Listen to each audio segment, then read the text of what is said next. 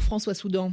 Bonjour Catherine. À la une de Jeune Afrique, l'interview de Mahamadou Issoufou qui sort du silence. C'est la première fois que l'ancien président nigérien prend la parole depuis le putsch du 26 juillet, alors que son silence avait alimenté les spéculations sur son éventuelle implication dans le coup d'État mené par le général Tchani.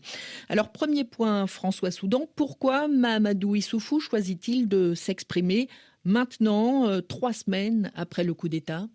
Vous l'avez dit Catherine, c'était le silence le plus assourdissant au Niger, d'un mutisme qui forcément a fini par faire jaser. Alors le fait que le chef de la junte, le général Tchani, avait été nommé par Issoufou à la tête de la garde présidentielle, puis prolongé par Bazoum sur ses conseils, a été brandi comme une preuve de duplicité, au point que dans l'entourage du président renversé, et bien que son implication dans le coup d'État n'a à aucun moment été étayée, on a vite fait d'Issoufou le cerveau de l'opération et le dépeindre en une sorte de petit Machiavel, acharné à la perte de celui qui fut son dauphin. C'est ce procès d'intention qui a fini par le faire réagir. Il dément toute implication dans le coup d'État. Il se dit meurtri, insulté dans son intelligence par ces allégations qu'il démente en bloc. Ceux qui partagent ce genre de rumeurs, c'est ceux qui dès le premier jour ont cherché à nous diviser, Bazoum et moi, mais notre amitié est plus forte que ça. Puis il ajoute, posez-vous la question, qu'est-ce que j'aurais à gagner dans ce scénario ? Rien. Qu'est-ce que j'aurais à perdre ? Tout.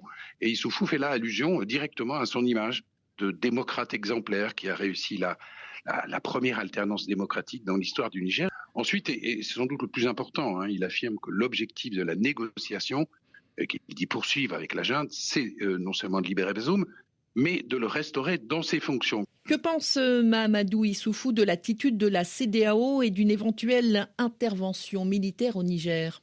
Alors pour lui, l'usage de la force, c'est vraiment l'ultime recours et on sent qu'il a des réticences assez fortes par rapport à cela, même s'il se dit sur la même longueur d'onde que la CEDEAO, en ce sens que le CEDEAO parle également de sortie de crise pacifique négociée de manière privilégié. Je pense qu'il est il est très dubitatif sur l'aspect militaire des choses. Dernier point, François Soudan, Mahamadou Issoufou vous a-t-il semblé convaincant au cours de cette interview ?